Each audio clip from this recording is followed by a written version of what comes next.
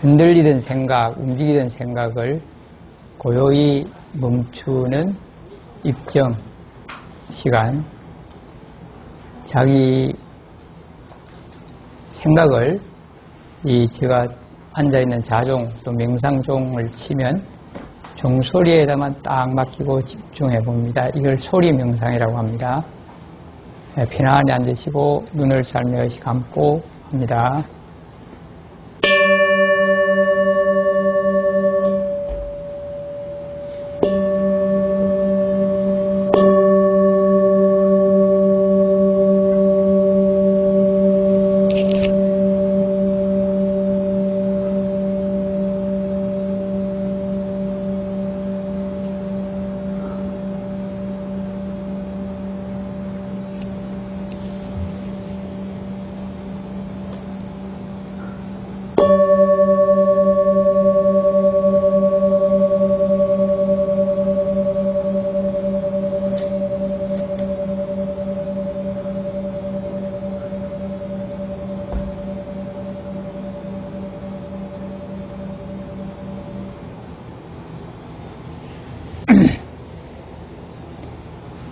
예, 여러분 반갑습니다.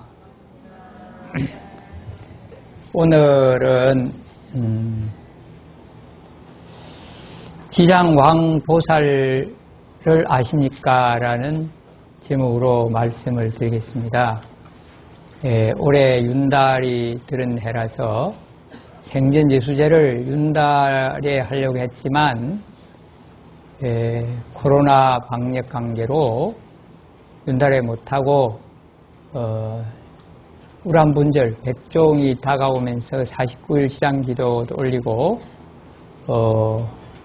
미리 업장을 소멸하고 그 왕생정토의 길을 닦는다는 생전지수제를 오늘 시작하는 날 입제일이라고 하고 또 해마다 하는 지장기도와 선망조상 천도제를 오늘 기도를 시작하는 입제일입니다. 초제는 일주일 뒤 수요일부터 시작되죠. 그 코로나 사태 이후로 여러분들 한자리에서 부처님 오신 날 다음으로 많이 뵙는 것 같아요. 정말 반갑습니다. 예, 우리 박수 한번 해봅시다.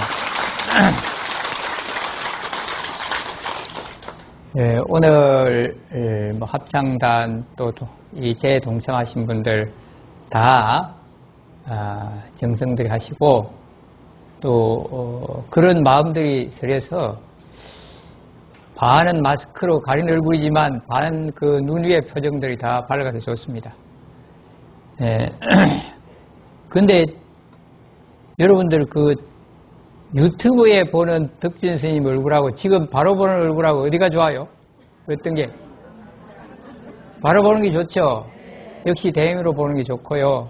대면으로가 그거보다도 이 스님 얼굴을 그림으로 만들어내는 촬영 기계가 명암을 너무 뚜렷하게 나타냈어요. 어둡고 밝음을. 저도 보니까 내가 주름 참 맑고 늙긴 했지만 유튜브에는 더 심하게 보이더라고. 그래서 참 기계나 장비가 중요하구나 하는 걸 느꼈습니다.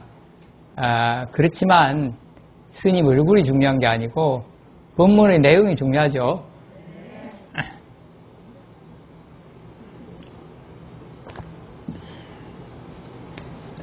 그냥 물 좀 갖다 주세요. 안 찬 거요.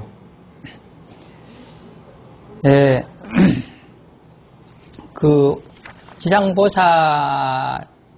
지장보살 우리는 그렇게 부르는데 지장왕보샤 이런 연불 들어봤습니까? 예, 중국 여행을 가시면 절에 이런 연불이 많이 나옵니다. 그리고 우리나라에도 중국서 물품을 수입해갖고 장례식장에 가보면 석가모니불, 아미타불, 지장왕보살 이렇게 적어놓은 곳이 있습니다. 이것은 왜 우리는 지장보살이라고 부르는데 그게 중국에서는 지장왕보살이라고 부를까? 우리는 지장왕보살하지만 그분들의 발음으로 지장왕보샤 그래요. 예, 이제 그 지장은 바로 산스크리트, 우리는 주로 버머라고 한자로 통해 들어왔는데, 그 부처님이 활동하던 그 지역에 그 시대에 많이 쓰던 용어가 이제 산스크리트 또는 파리어, 이 두 가지로 많이 전해왔는데요. 이 유인물에 보면 그 공교롭게도 그 인도 글자를 써놨네요. 써놨고 그 다음에 영어로 이제 크시티카르바라고 이런 발음이었는데, 한문으로 번역할 때 땅속에 함장하고 있다.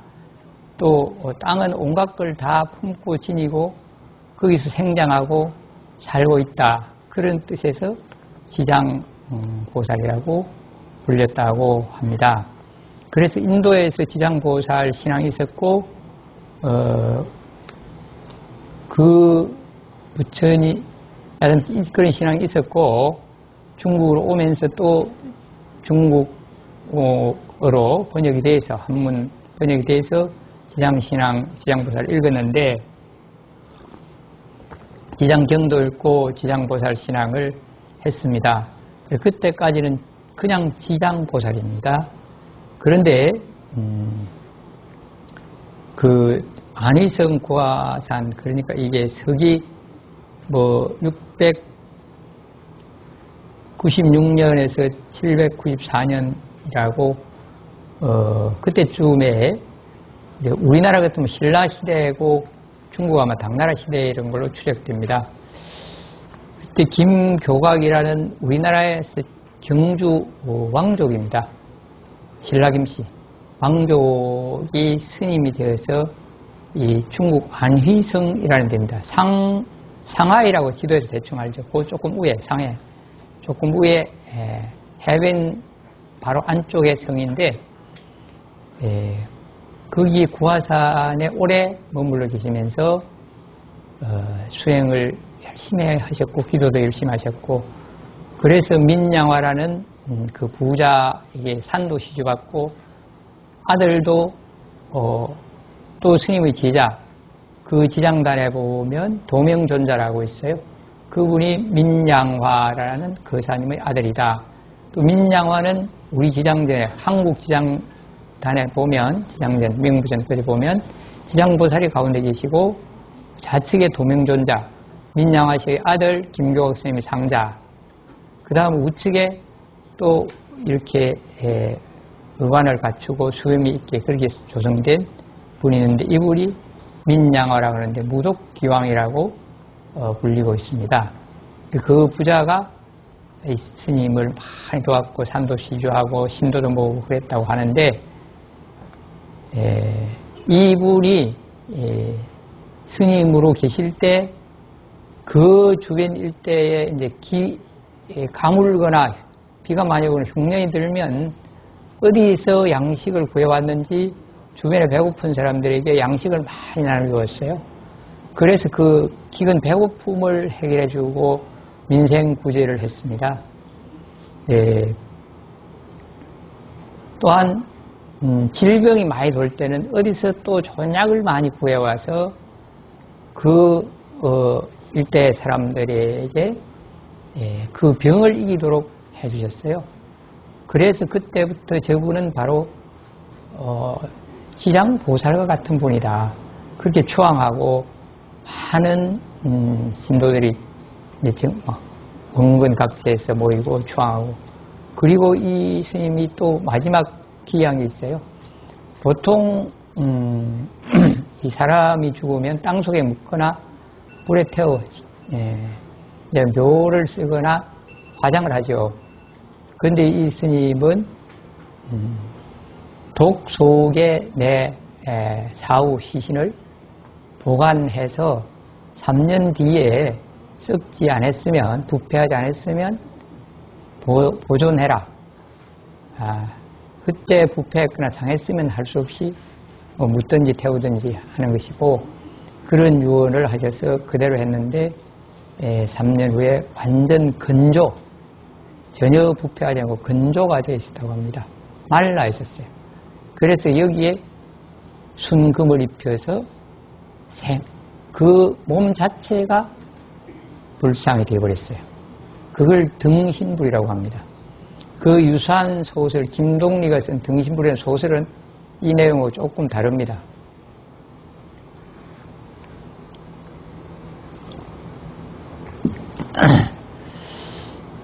이런 그 이후부터 구화산에 주석하셨던 김교각 스님을 지장왕보살이라고 불렀다. 그리고 그 이후로는 중국 천지에 주로 지장왕보살이 많이 연불되었다고 알고 있습니다. 뭐 중국이 워낙 넓으니까 구석구석 다 했는지는 제가 모르겠고요. 하여튼 그렇게 제가 들었어요. 그리고 중국의 4대 성지는 다 알죠. 산서성, 오대산 문수보살 성지입니다. 중국은 무슨 성 정도 불러야 지역이 나와요. 한 성이 대한민국 남북한 정도보다 큰 데가 더 많아요. 자, 그만해도 인구가 하이난성 같은 데는 우리나라 한반도만큼 되는데 인구가 1억 2천입니다. 그 정도로 지역을 불러야 돼. 그래서 안일성, 구화산, 지장보살이고 사천성, 여러분들이 쓰촨성에 지진이 많이 났다고 들었죠. 그 중국 발음 쓰촨성, 우리가 사천성이라고. 그 성 굉장히 넓어요. 둥그레요. 일부 티벳까지 그쪽에 합속됐어요. 거기에 성도에서 가까운데 아미산이라는 높은 산이 있습니다. 거기가 보현보살 성지이고요. 그 다음에 간세음보살 성지는 절강성, 선생님 절강성 맞나요? 하여튼 그 상해 바로 밑에 성입니다. 절강성일 겁니다. 절강성의 해변에 섬이 있어요. 보타낙가산이라. 그 산은 크게 안 크고 섬입니다. 그 섬에 간음성지. 그래서 중국의 4대 성지가 유명하고 5대 성지라고 하면 윈난성, 우리는 운남성이라는 거기 저 미얀마하고 붙은 아주 남쪽의 더운 지역입니다. 차나무가 많이 생산되고 온나무, 오칠이 많이 생산되는 지역입니다. 우리나라에 들어오는 차 종류가 그 윈난성, 운남성에서 만든 게 많아요.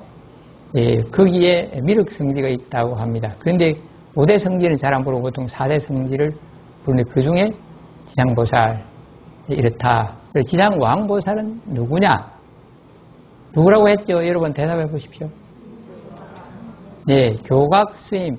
실제로 지장보살님 화연으로 우리 사람으로 그 시대에 스님으로 수행했고 실제로 사람들을 구제해 주셨고 그런 분이다. 그래서 지장신앙은 유명교주 지장신앙. 그러니까 다른 간음보살, 문수보살, 보현보살 이런 분들 주로 우리 살아 생전을 중심으로 교화하는 걸로 되어 있는데 지장보살은 생전에도 그렇게 하셨지만 사후의 영혼의 세계 또 그 지장신앙이 도교하고 접합해서 몇 가지 경이 만들어졌어요.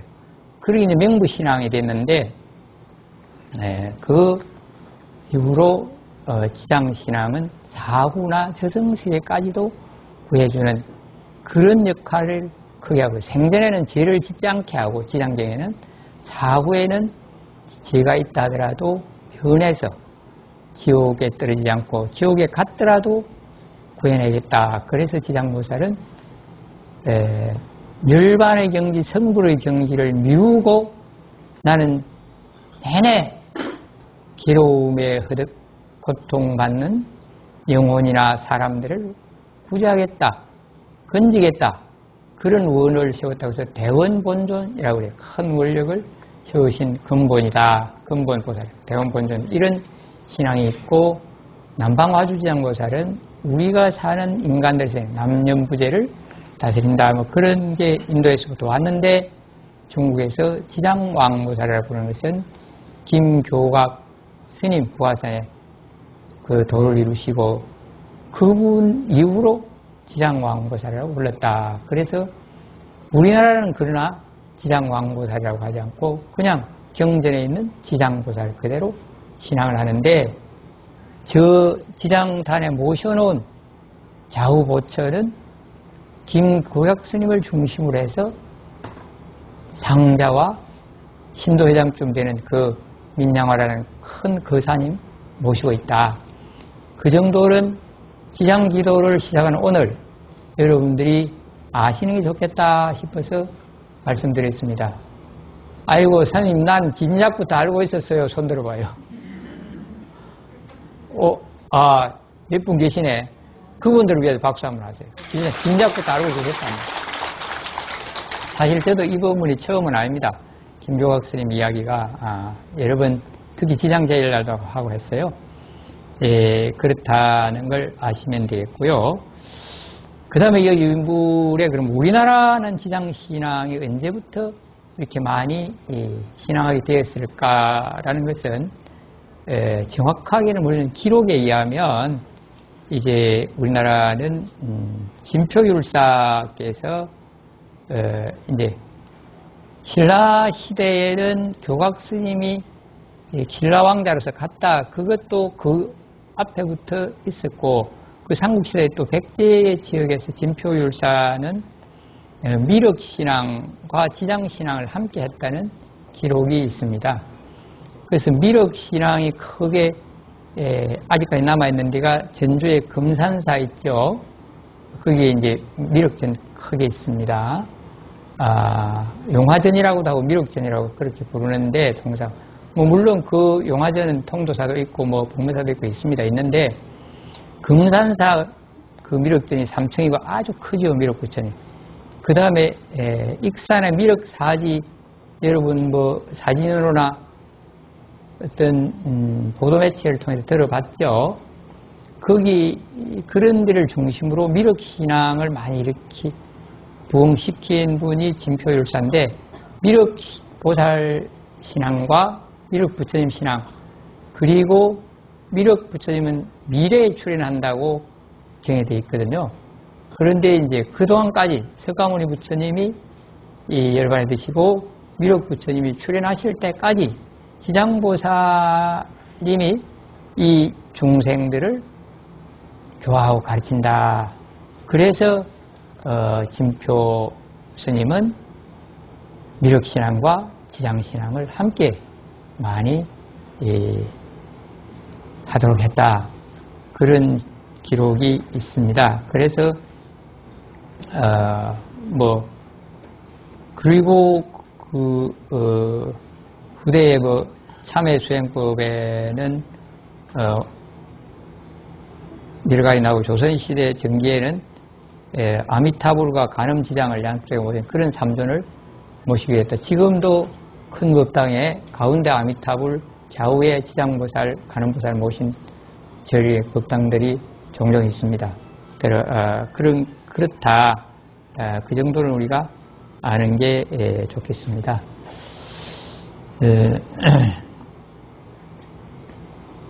그래서 어쨌든 지장신앙은 지장삼부경이라는 게 있어요. 지장보살 보는 경, 지장 점찰 선악업보경 그런 것도 있고 그 다음에 지장 십륜경 이 세 가지 경은 인도에서부터 중국으로 왔고 또 중국에서 도교와 접해서 만들어진 경이 한 두 가지쯤 전해지고 있어요. 그런 것이 지장신앙의 토대이고 근본입니다. 그 경에 의해서 우리가 하는 것이다 하는 것은 알아야 합니다.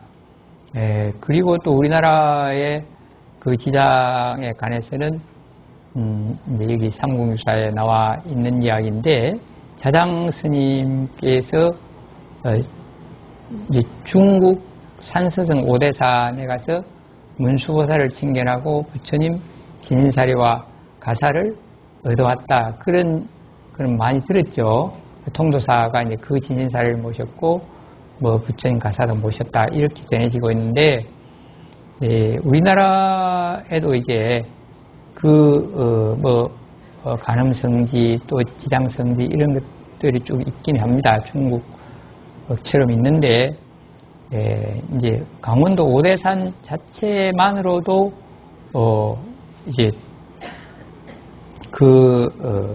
오대산에 남대 이제 오대산 자체에서 신라의 효소왕 때 태자, 보천 태자와 효명 태자 두 태자가 그 오대산을 참배하면서 각 암자를 돌고 산을 돌고 하면서 5 봉우리에 예배를 했는데 그때 동쪽 봉우리에는 마늘산이라고 하고 간세음보살님이 나타나셨고 1만 간음이 나타났다. 남쪽에는 기린산이라고 하고 남대라고 불렀는데 지장보살이 1만산이 나타났다. 서대에는 이제 석가엘의 수위 500아라한 그런 나타났고 중대에는 북로산이라고 했는데 문수보살이 나타났다. 이런 그래서 그 5방향에 5만 보살님을 칭견했다. 그런 것이 이제 역사 속에 전해지고 있습니다. 그래서 우리가 지장보살을 왜 하느냐 이제 그런 데 이야기했고 여러분들이 더 알고 싶은 것은 그거보다는 지장보살을 부르면 어떻게 좋은가 얼마나 영험이 있는가 그게 더 중요하죠. 솔직히 말해보세요. 그게 중요합니까? 지장보살 유래가 어찌 됐는가 그게 중요합니까? 네. 그래서 지장보살을 신앙하면 첫째 지장보살은 우리의 죄업장을 줄여준다. 또 지장보살을 염원하면서 내가 지장보살이 되어야 한다라는 신념을 가진다면 내가 조금 힘들더라도 더 어려운 사람을 돕고 구해야 되겠다. 이게 지장신앙 제대로 하는 겁니다.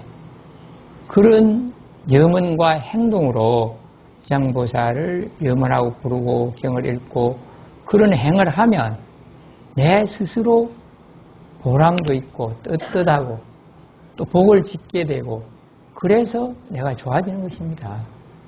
그리고 또 지장보살을 이름으로 마음속에 지장보살님이 내 마음에 함께합니다. 그런 마음으로 지장보살을 계속 부르면 잡념이 없어지고 우선 믿음이 강해지겠죠. 그래서 잡념 없고 안정된 마음이 되는 그것만으로도 큰 영험입니다. 효과입니다. 이해가 됐습니까? 그런 믿음과 염원이 있어야 돼. 그게 우리들에게 좋은 것이고 그래서 더 열심히 하면 이제 더 내가 달라졌다 좋아졌다 나타나고 꿈에 흰몽으로 지장보살을 뵙기도 하고 또 조상님을 천도하기 위해서 제를 올리면서 또 돌아가신 부모님을 생각하면 그런 게 있다. 그래서 자주 이야기하죠. 어떤 보살님은 백종 다가오면서 어머니가 꿈에 나서 아주 힘들어했는데 다 마치고 그의 꿈에 나타나서 아주 맑고 밝은 표정으로 내가 좋은 세계에 간다라고 말씀하셨다. 그런 이야기를 제가 종종 했는데 이제 우리나라나 최근에도 그런 영험담이 많이 있지만 오늘은 한번 중국 이야기보다는 우리나라 이야기가 더 생동감 있고 좋습니다. 이제 우리가 중국에서 불교도 들어왔고 또한 중국이 민족도 많고 땅도 크고 세력이 크니까 우리 한반도 우리 민족들은 중국의 지배나 영향을 많이 받았죠. 지금도 외면할 수는 없습니다. 그러나 이제 6.25 이후 그 6.25를 종전시키면서 미국이 남쪽을 지배하기 시작했어요. 그런데 우리나라 주권이라고 하지만 거기서 밀어줘갖고 우리나라 밀어줬기 때문에 또 그 기독신앙을 더 많이 펼쳤기 때문에 우리나라 기독교가 세계적으로 잘 성장한 곳이 되어버렸어요. 그게 바로 미국은 일본처럼 일일이 직접 정권을 가지고 간섭은 안 하더라도 정신적으로 지배하고 군사적으로도 작전권, 미국이 지고 있어요. 전쟁이 일어나면. 그런 정도 지고 지배를 했지만 그나마 우리가 자유로운 경제나 자유로운 민주체제를 미국으로부터 보장받았기 때문에 우리 경제도 부흥하고 잘 사는 나라가 됐죠. 이런 것은 이제 다 아는 사실이지만 왜 이런 이야기를 하는가? 우리 민족이 믿어오는 어떤 불교 제대로 믿고 제대로 알고 하면 평화의 종교, 적대시가 없어요. 그래서 좋은 것이다. 중국에서도 불교를 잘 신앙한 황제는 전쟁을 덜 일으켰어요.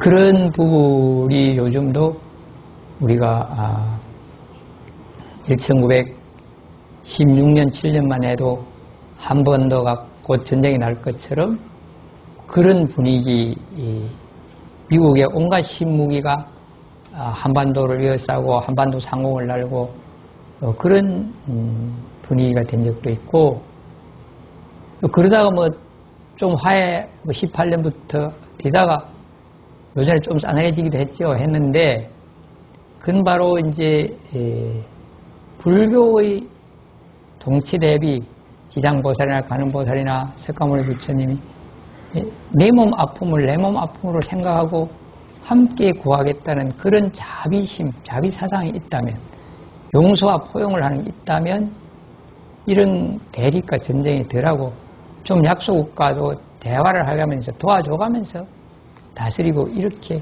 할 수도 안 있겠나 하는 게 제 개인적인 견해입니다. 또 불교적인 사상입니다. 그러면서 이제 오늘 지장보살을 염원하면 그 불교의 여러 가지 신앙 중에서 죄를 짓지 않게 하고 또 큰 원력으로 모든 사람 중생의 어려움을 고통을 덜게 하겠다는 지장보살이다. 또 저성명부, 영원이나 저성세계도 다스리는 지장보살이다. 그게 이제 간음신앙이나 문수신앙 그런 거하고 다르다. 그런 점에서 우리나라에서도 지장보살을 모시고 지장 기도를 많이 하기도 하고, 이제 특히 조상님 천도제에는 미타신앙과 지장신앙을 함께 하고 있는 것입니다. 그 중에서 이제 그런 어떤 좋은 공덕, 경험, 효과 있었는가, 그런 걸 보면 이제 당나라의 무주라는 지역에 조씨성을 가진 소녀가 있어요. 조양이죠. 이분이 그 무주 자사라는 그 큰 뱃설집에 시집을 가서 며느리가 됐어요. 이분은 이제 아가씨 때부터 지장신앙을 열심히 했습니다. 지장기도도 하고 지장경도 읽고 이렇게 했는데, 결혼하고도 이제 시댁에 가서 시어른들에게 승낙받고 남편하고 합의를 봐서 자기가 가지고 온 폐물이나 중요한 이런 것들을 다 팔아서 키 석자짜리 지장보살상을 모셨대요. 이제 끝에 그물이 핀 그런 지장보살을 모시고 지장기도를 열심히 하고 공양도 올리고 그렇게 했는데, 어느 날 이제 그 집이 좀 잘 살고 관리 집이고 하니까 이제 도둑이 저 집에 먹은 거 좀 털 거 있겠다 싶어서 이제 딱 왔는데, 문틈으로 딱 보니까 막 갑자기 이제 문틈으로 안에 동정을 살피야 훔치든지 뺐든지 할 거 아닙니까? 그걸 가만히 보니까 막 지장보살이 금빛이 너무 휘황찬란하고 눈을 못 뜰 정도로 막 부시는 거야. 그래서 눈을 탁 돌리고, 얘는 저 지장보살이 저렇게 지키고 있고, 그러니까 감히 내가 도둑질을 하면 안 되겠다. 그 생각을 하고 발길을 돌렸대요. 그러니까 지장보살상을 모시고 연불 하면서 도둑질하는 도심을 그냥 못하게 바꾸었다는 것입니다.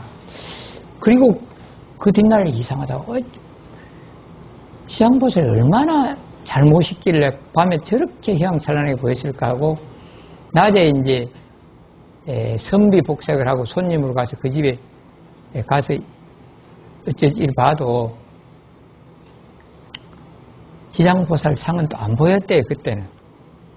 그래서 잘 모시는 집은 중국, 우리나라 신라고려, 지금도 일본, 동남아 저런 데는 이렇게 불장을 모시죠. 조그만 단서처럼 해가지고 그 안에 보살님이나 부처님을 모시고 기도할 때는 열고 안 할 때는 닫고 그래요. 집 안에 불상을 모시며 해롭다. 이것은 조선시대의 숭유억불에서 나온 것이다. 알고 있죠? 지금도 외국이나 우리나라도 신라 고려 시대는 다 가정에도 불상을 모셨어요. 예, 그랬는데 이제 그런 경험이 있었다. 그 다음에 또 이 조씨 부인의 아버지가 또 어디 좀 원거리 위출을 가는데 평소에 원한 관계가 있던 사람이 있었어요. 뭐 이렇게 관리를 하다 보면 칭찬받는 사람도 있고 원망하는 사람도 있고 생기게 돼 있어요. 큰일을 하다 보면 사업해도 그럴 수도 있고 요즘도 뭐 큰일을 하다 보면 호불호가 있어요. 좋아하는 사람, 미워하는 사람, 옳다 그러다 있잖아요. 이게 그때 원한 관계가 있는 사람 갑자기 그냥 칼을 차고 대에 들어가 보니까 그 호위병이 안 간다는 그때를 노린 거죠. 그래서 이제 막 공격을 하는데 왜 노란 황금색 옷을 입은 스님이 딱 나서 칼을 팍 받아서 막 칼에 맞아 죽을 뻔했어.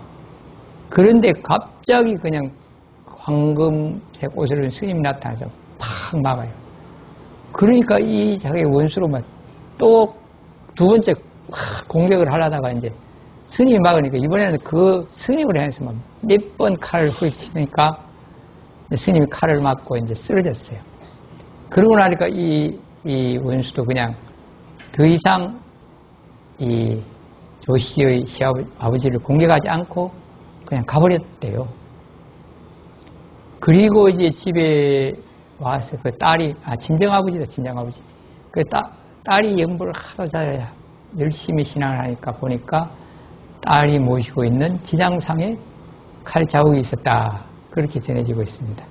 그리고 이 아버지도 열심히 신앙해서 78세에 돌아가셨고 또 돌아가시고 35일 후에 현몽에 내가 지장보살의 가피로 좋은 세상 간다. 이렇게 현몽을 했다라고 영음담이 있어요. 그래서 이제 우리나라가 중국에서 온 불교, 중국에서 설화 이런 게 많이 있는데 그 중에 하나 이런 것도 있다.